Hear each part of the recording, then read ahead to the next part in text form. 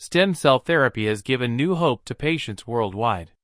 But did you know that exercise can actually speed up your recovery after treatment? Stem cells help repair and restore damaged tissues. However, recovery doesn't depend on treatment alone.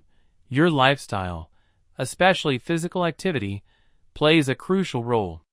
Proper recovery ensures better healing, prevents stiffness, and strengthens treated areas. In contrast, stress and inactivity can slow your progress. Light exercise improves blood circulation, enhances stem cell function, reduces inflammation, and supports tissue regeneration, all key to faster recovery. Types of exercise to do after stem cell therapy. Low-impact cardio.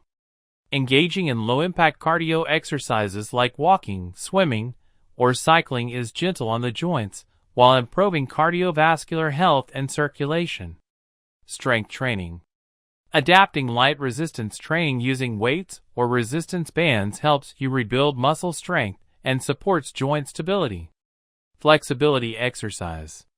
Engaging in daily stretching, yoga, and Pilates improves range of motion and helps prevent stiffness in the treated area.